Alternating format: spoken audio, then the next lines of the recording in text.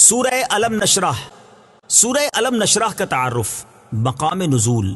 سورہ علم نشرح مکہ مکرمہ میں نازل ہوئی ہے۔ آیات، کلمات اور حروف کی تعداد: اس صورت میں 1 رکوع، 8 آیتیں، 27 کلمے اور 103 حروف ہیں۔ علم نشرح نام رکھنے کی وجہ: اس صورت کے 3 نام ہیں، سورہ شرح، سورہ انشرح اور سورہ علم نشرح، اور یہ تینوں نام اس صورت کی پہلی آیت سے ماخوذ ہیں۔ سورہ علم نشرح کے مضامین: اس صورت کا مرکزی مضمون یہ ہے کہ اس میں تاجدار رسالت صلی اللہ تعالی علیہ وآلہ وسلم کی شخصیت اور آپ صلی اللہ تعالی علیہ وآلہ وسلم کی سیرت مبارکہ پر کلام کیا گیا ہے، اور اس میں یہ مضامین بیان ہوئے ہیں۔ نمبر 1، اس صورت کی ابتدا میں سید المرسلین صلی اللہ تعالی علیہ وآلہ وسلم کو عطا کی گئی نعمتیں بیان کی گئیں کہ اللہ تعالیٰ نے آپ کی خاطر ہدایت، معرفت، نصیحت، نبوت اور علم و حکمت کے لیے آپ کے سینہ اقدس کو کشادہ اور وسیع کر دیا، اور شفاعت قبول کیے جانے والا بنا کر آپ کے اوپر سے امت کے گناہوں کے غم کا وہ بوجھ دور کر دیا جس نے آپ کی پیٹھ توڑی تھی، اور آپ کی خاطر آپ کا ذکر بلند کر دیا۔ نمبر 2، مشکلات و مصائب کے بعد آسانیاں عطا کرنے کا وعدہ فرمایا گیا۔ نمبر 3، اس صورت کے آخر میں نماز سے فارغ ہونے کے بعد آپ صلی اللہ تعالی علیہ وآلہ وسلم کو آخرت کے لیے دعا کرنے اور اللہ تعالیٰ پر توکل کرتے رہنے کا حکم دیا گیا۔ نوٹ: اعلیٰ حضرت امام احمد رضا خان علیہ الرحمۃ الرحمان کے والد ماجد حضرت علامہ مولانا نقی علی خان رحمۃ اللہ تعالی علیہ نے اس سورہ مبارکہ کی 445 صفحات پر مشتمل ایک تفسیر لکھی ہے، جس کا عربی نام الکلام الاوضح فی تفسیر علم نشرح اور اردو نام انوار جمال مصطفیٰ ہے۔ 8 آیات پر مشتمل اس سورت کی 445 صفحات تک پھیلی ہوئی اس تفسیر کو پڑھ کر قرآن پاک کی جامعیت کا کچھ اندازہ لگایا جا سکتا ہے۔ سورہ والضحیٰ کے ساتھ مناسبت: سورہ علم نشرح کی اپنے سے ماقبل سورت والضحیٰ کے ساتھ مناسبت یہ ہے کہ دونوں صورتوں میں اللہ تعالیٰ نے وہ نعمتیں بیان فرمائی ہیں جو اس نے اپنے حبیب صلی اللہ تعالی علیہ وآلہ وسلم کو عطا فرمائی ہیں۔ بسم اللہ الرحمن الرحیم۔ ترجمہ: اللہ کے نام سے شروع جو نہایت مہربان رحمت والا ہے۔ الم نشرح لک صدرک۔ ترجمہ: کیا ہم نے تمہاری خاطر تمہارا سینہ کشادہ نہ کر دیا؟ الم نشرح لک صدرک۔ کیا ہم نے تمہاری خاطر تمہارا سینہ کشادہ نہ کر دیا؟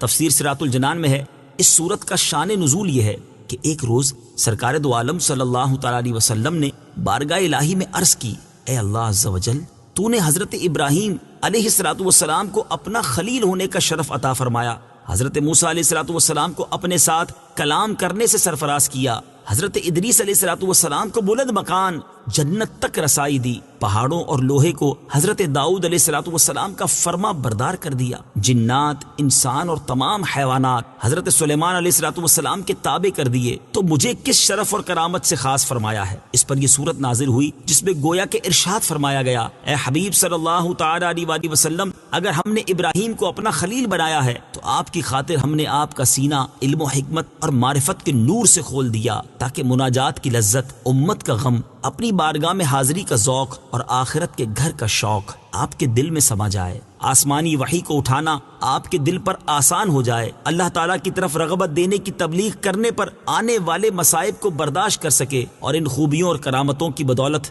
آپ کو وہ مقام حاصل ہو کہ حضرت ابراہیم علیہ السلام کے خلیل ہونے کو اس سے کچھ نسبت نہ رہے، اور اگر ہم نے حضرت موسیٰ علیہ السلام کو اپنے ساتھ ہم کلام ہونے کا شرف عطا کیا اور حضرت ادریس علیہ السلام کو بلند مکان تک رسائی عطا کی ہے، تو آپ کو اس غم سے نجات دی جو آپ کی پشت پر بہت بھاری تھا، اور آپ کو لا مقام میں بلا کر اپنے دیدار سے مشرف کیا، یہاں تک کہ ہم میں اور آپ میں ہماری شایان شان 2 کمانوں کے برابر بلکہ اس سے بھی کم فاصلہ رہ گیا، اور آسمانوں کی پوری سلطنت میں آپ کی قربت اور منزلت کا شہرہ ہو گیا۔ اگر ہم نے حضرت داؤد اور حضرت سلیمان علیہ السلام کو دنیا کی چند چیزوں پر حکومت بخشی ہے، تو آپ کو عالم علوی یعنی آسمانوں پر قدرت دی ہے کہ وہاں کے فرشتے خادموں کی طرح آپ کی بارگاہ میں حاضر رہتے ہیں، اور آپ کے سپاہیوں کی طرح آپ کے دشمنوں سے لڑتے ہیں، اور آسمانوں میں کوئی چیز ایسی نہیں ہے جو آپ کی نبوت و رسالت سے واقف نہ ہو اور آپ کے حکم سے انحراف کرے۔ اعلیٰ حضرت رحمت اللہ تعالی اللہ تعالیٰ کے حبیب صلی اللہ تعالی علیہ وآلہ وسلم کی شان بیان کرتے ہوئے فرماتے ہیں،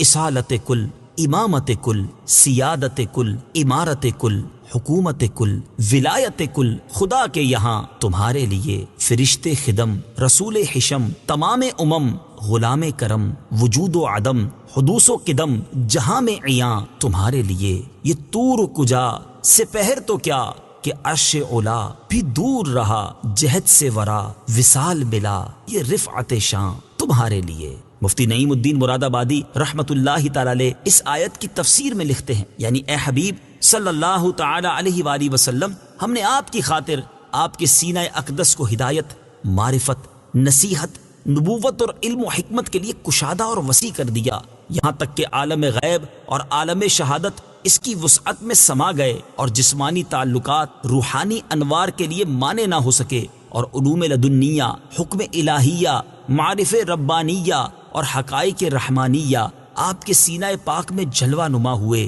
بعض مفسرین کے نزدیک اس آیت میں ظاہری طور پر سینہ مبارک کا کھلنا مراد ہے۔ احادیث میں مذکور ہے کہ ظاہری طور پر نبی کریم علیہ الصلوۃ والسلام کے سینہ مبارکہ کا کھلنا بھی بارہا ہوا، جیسے عمر مبارک کی ابتدا میں سینہ اقدس کھلا، نزول وحی کی ابتدا کے وقت اور شب معراج سینہ مبارک کھلا، اور اس کی شکل یہ تھی کہ حضرت جبریل امین علیہ الصلوۃ والسلام نے سینہ پاک کو چاک کر کے قلب مبارک نکالا اور زریں تشت میں آب زمزم سے غسل دیا اور نور و حکمت سے بھر کر اس کو اس کی جگہ پر رکھ دیا۔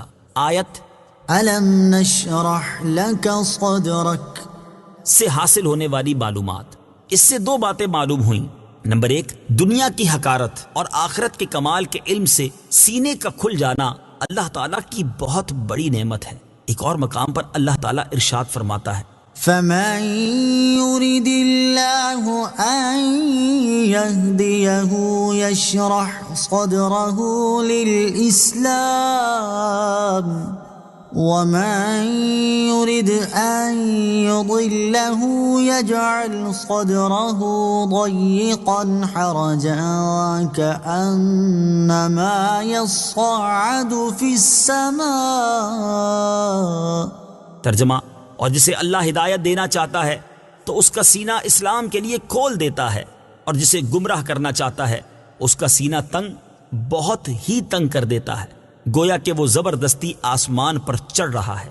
اور حضرت عبداللہ بن مسعود رضی اللہ تعالیٰ عنہ فرماتے ہیں، تاجدار رسالت صلی اللہ تعالیٰ علیہ وآلہ وسلم نے یہ آیت تلاوت فرمائی تو صحابہ کرام نے عرض کی، اس کھولنے سے کیا مراد ہے؟ ارشاد فرمایا، اس سے مراد وہ نور ہے جو مومن کے دل میں ڈالا جاتا ہے، جس سے اس کا دل کھل جاتا ہے۔ عرض کی گئی، کیا اس کی کوئی نشانی ہے جس سے اس کی پہچان ہو سکے؟ ارشاد فرمایا، ہاں، اس کی 3 علامتیں ہیں۔ نمبر 1، آخرت کی طرف رغبت، نمبر 2، دنیا سے نفرت، اور نمبر 3، موت سے پہلے آخرت کی تیاری۔ نمبر 2، حضور اقدس صلی اللہ تعالیٰ علیہ وآلہ وسلم اللہ تعالیٰ کے ایسے حبیب ہیں کہ اللہ تعالیٰ نے بن مانگے ان کا مقدس سینہ ہدایت اور معرفت کے لیے کھول کر انہیں یہ نعمت عطا کر دی۔ ووضعنا عنك وزرك الذي أنقض ظهرك۔ ترجمہ، اور ہم نے تمہارے اوپر سے تمہارا بوجھ اتار دیا جس نے تمہاری پیٹھ توڑی تھی۔ ووضعنا عنك وزرك، اور ہم نے تمہارے اوپر سے تمہارا بوجھ اتار دیا۔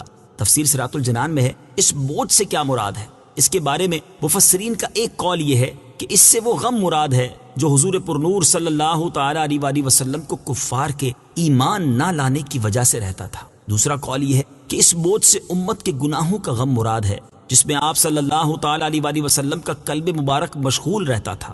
مراد یہ ہے کہ اے حبیب صلی اللہ تعالی علیہ وآلہ وسلم، ہم نے آپ کو شفاعت قبول کیے جانے والا بنا کر غم کا وہ بوجھ دور کر دیا جس نے آپ کی پیٹھ توڑ دی تھی۔ حضور اقدس صلی اللہ تعالیٰ علیہ وآلہ وسلم کا غم امت کفار کے ایمان نہ لانے کی وجہ سے رسول کریم صلی اللہ تعالیٰ علیہ وسلم کو کتنا غم ہوتا تھا، اس کا اندازہ اس آیت سے لگایا جا سکتا ہے جس میں اللہ تعالیٰ نے اپنے حبیب صلی اللہ تعالیٰ علیہ وآلہ وسلم سے ارشاد فرمایا، فَلَعَلَّكَ بَاخِعٌ نَفْسَكَ عَلَىٰ آثَارِهِمْ إِن لَّمْ يُؤْمِنُوا بِهَٰذَا الْحَدِيثِ أَسَفًا۔ ترجمہ، اگر وہ اس بات پر ایمان نہ لائیں تو ہو سکتا ہے کہ تم ان کے پیچھے غم کے مارے اپنی جان کو ختم کر دو. اور امت کے بارے میں آپ صلی اللہ تعالی علیہ وآلہ وسلم کا کیا حال تھا اس کا اندازہ اس آیت سے لگایا جا سکتا ہے. چنانچہ ارشاد باری تعالی ہے لقد جاءكم رسول من أنفسكم عزيز عليه ما عنتم حريص عليكم بالمؤمنين رؤوف رحيم. ترجمہ: بے شک تمہارے پاس تم میں سے وہ عظیم رسول تشریف لے آئے جن پر تمہارا مشقت میں پڑنا بہت بھاری گزرتا ہے. وہ تمہاری بھلائی کے نہایت چاہنے والے، مسلمانوں پر بہت مہربان، رحمت فرمانے والے ہیں. اور اس حدیث سے بھی اس کا اندازہ لگایا جا سکتا ہے. چنانچہ حضرت عبداللہ بن عمرو بن عاص رضی اللہ تعالی عنہما فرماتے ہیں کہ رسول کریم صلی اللہ تعالی علیہ وآلہ وسلم نے قرآن پاک میں سے حضرت ابراہیم علیہ السلام کے اس قول کی تلاوت فرمائی: رب إنهن أضللن كثيرا من الناس فمن تبعني فإنه مني ومن عصاني فإنك غفور رحيم. ترجمہ: اے میرے رب، بے شک بتوں نے بہت سے لوگوں کو گمراہ کر دیا، تو جو میرے پیچھے چلے تو بے شک وہ میرا ہے، اور جو میری نافرمانی کرے تو بے شک تو بخشنے والا مہربان ہے. اور وہ آیت تلاوت فرمائی جس میں حضرت عیسیٰ علیہ السلام کا یہ قول ہے: إن تعذبهم فإنهم عبادك وإن تغفر لهم فإنك أنت العزيز الحكيم. ترجمہ: اگر تو انہیں عذاب دے تو وہ تیرے بندے ہیں، اور اگر تو انہیں بخش دے تو بے شک تو ہی غلبے والا، حکمت والا ہے. تو حضور پر نور صلی اللہ تعالی علیہ وآلہ وسلم پر گریہ طاری ہو گیا اور اپنے دست اقدس اٹھا کر دعا کی: اے اللہ عز و جل، میری امت.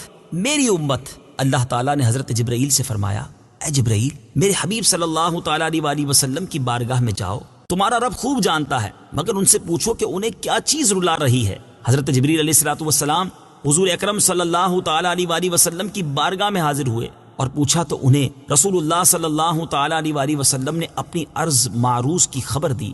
اللہ تعالیٰ نے حضرت جبرائیل سے فرمایا: تم میرے حبیب صلی اللہ تعالی علیہ وآلہ وسلم کے پاس جاؤ اور ان سے کہو کہ إنا سنرضيك في أمتك ولا نسوءك. آپ کی امت کی بخشش کے معاملے میں ہم آپ کو راضی کر دیں گے اور آپ کو غمگین نہ کریں گے. اعلیٰ حضرت امام احمد رضا خان علی رحمت الرحمان فرماتے ہیں: جانے برادر، تو نے کبھی سنا ہے کہ جس کو تجھ سے الفت صادقہ ہے وہ تیری اچھی بات سن کر چیں بجبیں یعنی ناراض ہو اور اس کی محو یعنی ختم کرنے کی فکر میں رہے؟ اور پھر محبوب بھی کیسا، جانے ایمانو کان احسان، جس کے جمال جہاں آرا کا نظیر کہیں نہ ملے گا، اور خامہ قدرت یعنی تقدیر کے قلم نے اس کی تصویر بنا کر ہاتھ کھینچ لیا کہ پھر کبھی ایسا نہ لکھے گا. کیسا محبوب جسے اس کے مالک نے تمام جہان کے لیے رحمت بھیجا. کیسا محبوب جس نے اپنے تن پر ایک عالم کا بار اٹھا لیا. کیسا محبوب جس نے تمہارے غم میں دن کا کھانا، رات کا سونا ترک کر دیا. تم رات دن اس کی نافرمانیوں میں منہمک اور لہو و لعب میں مشغول ہو، اور وہ تمہاری بخشش کے لیے شب و روز گریاں و ملول. شب کہ اللہ عز و جل نے آسائش کے لیے بنائی، اپنے تسکین بخش پردے چھوڑے ہوئے موقوف ہے. صبح قریب ہے، ٹھنڈی نسیموں کا پنکھا ہو رہا ہے، ہر ایک کا جی اس وقت آرام کی طرف جھکتا ہے. بادشاہ اپنے گرم بستروں، نرم تکیوں میں مست خواب ناز ہے، اور جو محتاج بے نوا ہے اس کے بھی پاؤں 2 گز کی کملی چادر میں دراز. ایسے سہانے وقت ٹھنڈے زمانے میں وہ معصوم، بے گناہ، پاک داماں، عصمت پناہ اپنی راحت و آسائش کو چھوڑ کر خواب و آرام سے منہ موڑ جبین نیاز آستانہ عزت پر رکھے ہے کہ الہی میری امت سیاہ کار ہے، درگزر فرما اور ان کے تمام جسموں کو آتش دوزخ سے بچا.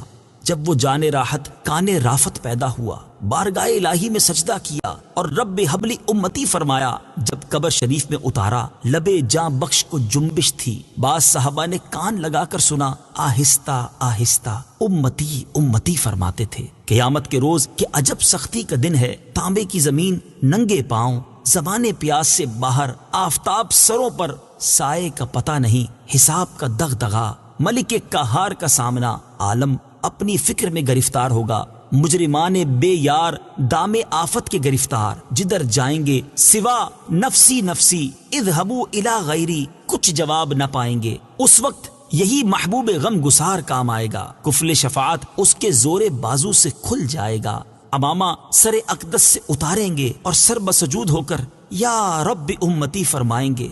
تو ایسے محبوب غم خار اور غم گسار آقا کی سچی فضیلتوں کو بٹانا اور دن رات ان کے اوصاف کی نفی کی فکر میں رہنا اور ان کی اطاعت سے منہ موڑنا اور ان کی نافرمانی پر کمر بستہ ہونا کتنی بڑی ناانصافی ہے۔ وَرَفَعْنَا لَكَ ذِكْرَكَ، ترجمہ، اور ہم نے تمہاری خاطر تمہارا ذکر بلند کر دیا۔ وَرَفَعْنَا لَكَ ذِكْرَكَ، اور ہم نے تمہاری خاطر تمہارا ذکر بلند کر دیا۔ تفسیر صراط الجنان میں ہے، مفسرین نے سید المرسلین صلی اللہ تعالی علیہ وآلہ وسلم کا ذکر بلند ہونے کی مختلف توجیحات بیان کی ہیں۔ نمبر 1، حضور پرنور صلی اللہ تعالی علیہ وآلہ وسلم کے ذکر کی بلندی یہ ہے کہ اللہ تعالیٰ نے اپنے حبیب پر ایمان لانا اور ان کی اطاعت کرنا مخلوق پر لازم کر دیا ہے، حتیٰ کہ کسی کا اللہ تعالیٰ پر ایمان لانا، اس کی وحدانیت کا اقرار کرنا اور اس کی عبادت کرنا اس وقت تک مقبول نہیں جب تک وہ تاجدار رسالت صلی اللہ تعالی علیہ وآلہ وسلم پر ایمان نہ لے آئے اور ان کی اطاعت نہ کرنے لگے۔ اللہ تعالیٰ ارشاد فرماتا ہے، مَن يُطِعِ الرَّسُولَ فَقَدْ أَطَاعَ اللَّهَ، ترجمہ، جس نے رسول کا حکم مانا بے شک اس نے اللہ کا حکم مانا۔ اور ارشاد فرمایا، فَلَا وَرَبِّكَ لَا يُؤْمِنُونَ حَتَّى يُحَكِّمُوكَ فِيمَا شَجَرَ بَيْنَهُمْ ثُمَّ لَا يَجِدُوا فِي أَنفُسِهِمْ حَرَجًا مِّمَّا قَضَيْتَ وَيُسَلِّمُوا تَسْلِيمًا۔ ترجمہ، تو اے حبیب تمہارے رب کی قسم، یہ لوگ مسلمان نہ ہوں گے جب تک اپنے آپس کے جھگڑے میں تمہیں حاکم نہ بنا لیں، پھر جو کچھ تم حکم فرما دو اپنے دلوں میں اس سے کوئی رکاوٹ نہ پائیں اور اچھی طرح دل سے مان لیں۔ حضرت عبداللہ ابن عباس رضی اللہ تعالی عنہما فرماتے ہیں کہ اگر کوئی اللہ تعالیٰ کی عبادت کرے، ہر بات میں اس کی تصدیق کرے اور سرور عالم صلی اللہ تعالی علیہ وآلہ وسلم کی رسالت کی گواہی نہ دے تو یہ سب بیکار ہے اور وہ کافر ہی رہے گا۔ نمبر 2، حضور اقدس صلی اللہ تعالی علیہ وسلم کے ذکر کی بلندی یہ ہے کہ اللہ تعالیٰ کے ذکر کے ساتھ آپ صلی اللہ تعالی علیہ وآلہ وسلم کا ذکر کیا جاتا ہے، اور اللہ تعالیٰ نے اذان میں، اقامت میں، نماز میں، تشہد میں، خطبے میں اور کثیر مقامات پر اپنے ذکر کے ساتھ آپ کا ذکر کیا ہے۔ حضرت ابو سعید خدری رضی اللہ تعالی عنہ سے روایت ہے، سرکار دو عالم صلی اللہ تعالی علیہ وآلہ وسلم نے حضرت جبرائیل علیہ الصلوۃ والسلام سے اس آیت کے بارے میں دریافت فرمایا تو انہوں نے عرض کی، اللہ تعالیٰ فرماتا ہے کہ آپ کے ذکر کی بلندی یہ ہے کہ جب میرا ذکر کیا جائے تو میرے ساتھ آپ کا بھی ذکر کیا جائے۔ اور حضرت قتادہ رضی اللہ تعالیٰ عنہ فرماتے ہیں کہ اللہ تعالیٰ نے آپ کا ذکر دنیا و آخرت میں بلند کیا، ہر خطیب اور ہر تشہد پڑھنے والا اشہد ان لا الہ الا اللہ کے ساتھ اشہد ان محمد رسول اللہ پکارتا ہے۔ نمبر 3، رسول کریم صلی اللہ تعالی علیہ وآلہ وسلم کے ذکر کی بلندی یہ ہے کہ اللہ تعالیٰ نے اپنے نام کی طرف ان کے نام کی نسبت کی ہے اور نبوت و رسالت کے وصف کے ساتھ آپ صلی اللہ تعالی علیہ وآلہ وسلم کا ذکر کیا، جبکہ آپ کے علاوہ دیگر انبیاء کرام کا ذکر ان کے اسماء کے ساتھ کیا ہے۔ نمبر 4، سرکار دو عالم صلی اللہ تعالی علیہ وآلہ وسلم کے ذکر کی بلندی یہ ہے کہ اللہ تعالیٰ نے انبیاء کرام سے آپ صلی اللہ تعالی علیہ وسلم پر ایمان لانے کا عہد لیا۔ اعلیٰ حضرت امام احمد رضا خان علیہ الرحمۃ الرحمان اس آیت سے متعلق فرماتے ہیں، یعنی ارشاد ہوتا ہے، اے محبوب ہمارے، ہم نے تمہارے لیے تمہارا ذکر بلند کیا کہ جہاں ہماری یاد ہوگی تمہارا بھی چرچا ہوگا، اور ایمان بے تمہاری یاد کے ہرگز پورا نہ ہوگا۔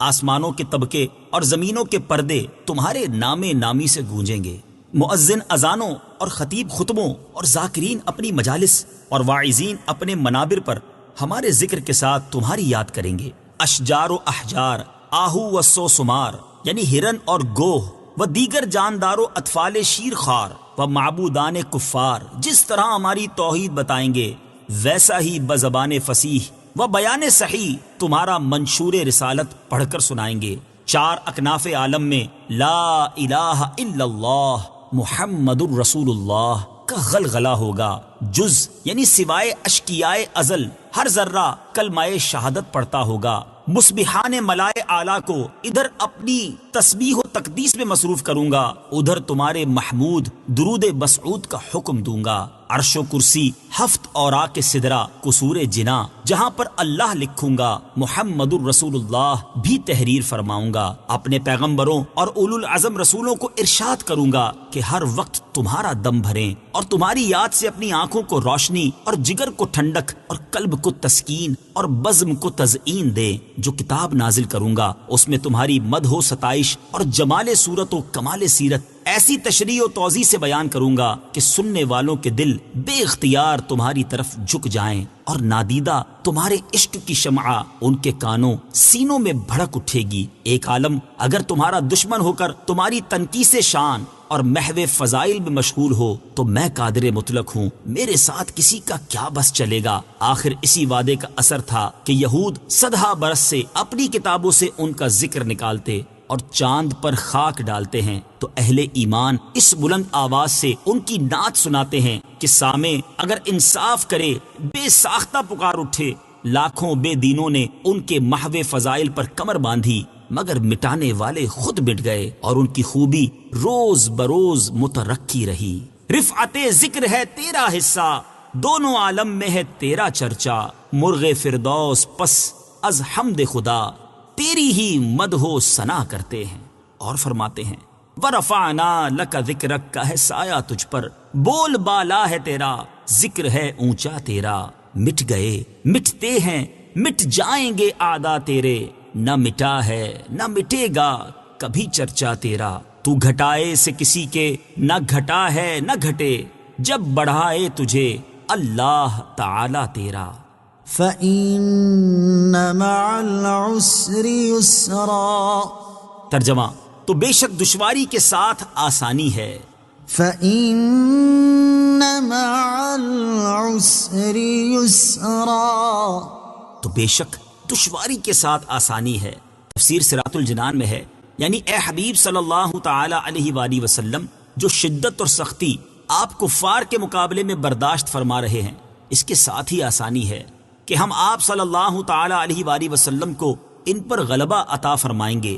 بعض مفسرین نے فرمایا کہ مشرکین رسول کریم صلی اللہ تعالی علیہ وآلہ وسلم اور صحابہ کرام کو فقر کی وجہ سے آر دلاتے تھے، یہاں تک کہ نبی کریم صلی اللہ تعالی علیہ وآلہ وسلم کو یہ گمان ہوا کہ مسلمانوں کی تنگ دستی ان کفار کے اسلام قبول کرنے میں رکاوٹ ہے۔ اس پر اللہ تعالیٰ نے اپنے حبیب صلی اللہ تعالی علیہ وآلہ وسلم کو تسلی دیتے ہوئے فرمایا کہ اے حبیب صلی اللہ تعالی علیہ وآلہ وسلم آپ ان کافروں کی باتوں سے غم زدہ نہ ہوں، عن قریب تنگ دستی کی یہ دشواری ختم ہو جائے گی۔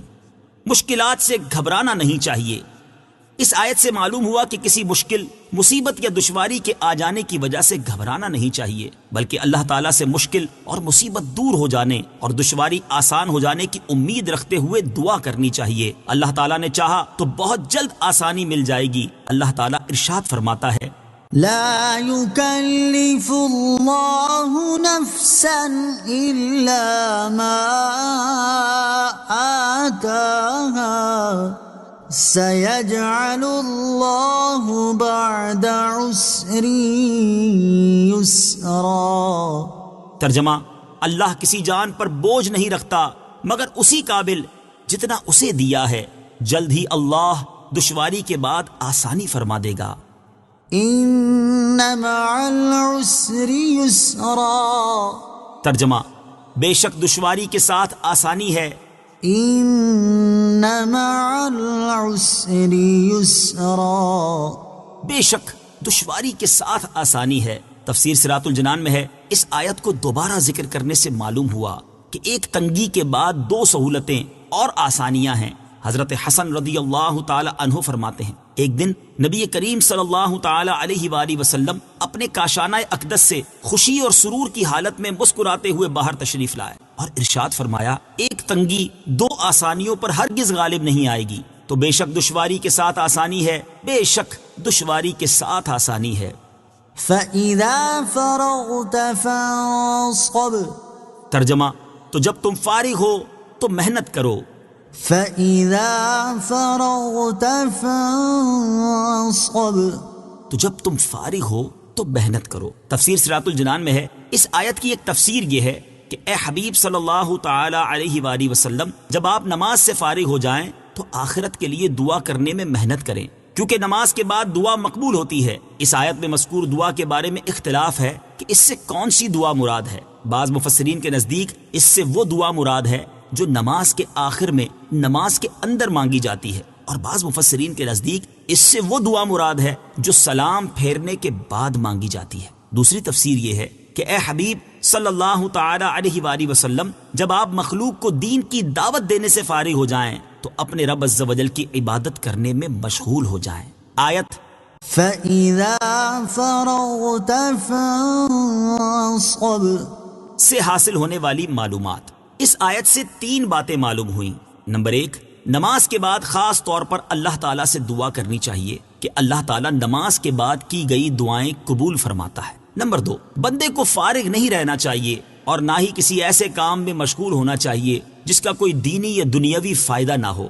حضرت ابو ہریرہ رضی اللہ تعالی عنہ سے روایت ہے، رسول اللہ صلی اللہ تعالی علیہ وآلہ وسلم نے ارشاد فرمایا، انسان کے اسلام کی خوبیوں میں سے ایک خوبی یہ ہے کہ وہ اس چیز کو چھوڑ دے جو اسے فائدہ نہ دے۔ نمبر 3، جو خطیب، واعظ اور مبلغ حضرات رات گئے تک محافل اور اجتماعات میں عوام الناس کے سامنے خطاب، تقریر اور بیان کرتے ہیں، انہیں بھی چاہیے کہ وہ اس کام سے فارغ ہونے کے بعد اللہ تعالیٰ کی عبادت کرنے کی کوشش کریں۔ لیکن افسوس کہ فی زمانہ ایسے حضرات کی ایک تعداد ایسی ہے کہ جو آدھی رات بلکہ اس سے بعد تک بھی محافل اور اجتماعات میں اپنے خطاب، تقریر اور بیان کرنے کے معاملے میں تو انتہائی چست نظر آتے ہیں، اور ان کے خطاب میں جوش اور ولولہ نمایاں نظر آتا ہے۔ جماعت چھوڑنے، نماز قضا کرنے یا بالکل ہی نہ پڑھنے کی سزاؤں پر مشتمل آیات و احادیث رو رو کر سنا رہے ہوتے ہیں، لیکن اس سے فارغ ہونے کے بعد نماز کے معاملے میں ان کی اپنی سستی کا یہ حال ہوتا ہے کہ وہ فجر کی نماز جماعت کے بغیر یا قضا کر کے پڑھتے ہیں، اور دیگر نمازوں کی ادائیگی میں بھی انتہائی سستی سے کام لیتے ہیں۔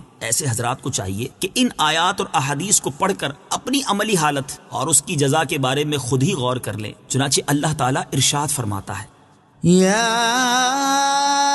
ایھا الذین آمنوا لم تقولون ما لا تفعلون كبر مقتا عند الله أن تقولوا ما لا تفعلون۔ ترجمہ، اے ایمان والو، وہ بات کیوں کہتے ہو جو کرتے نہیں؟ اللہ کے نزدیک یہ بڑی سخت ناپسندیدہ بات ہے کہ تم وہ کہو جو نہ کرو۔ اور ارشاد فرمایا، أتأمرون الناس بالبر وتنسون أنفسكم وأنتم تتلون الكتاب أفلا تعقلون۔ ترجمہ، کیا تم لوگوں کو بھلائی کا حکم دیتے ہو اور اپنے آپ کو بھولتے ہو حالانکہ تم کتاب پڑھتے ہو؟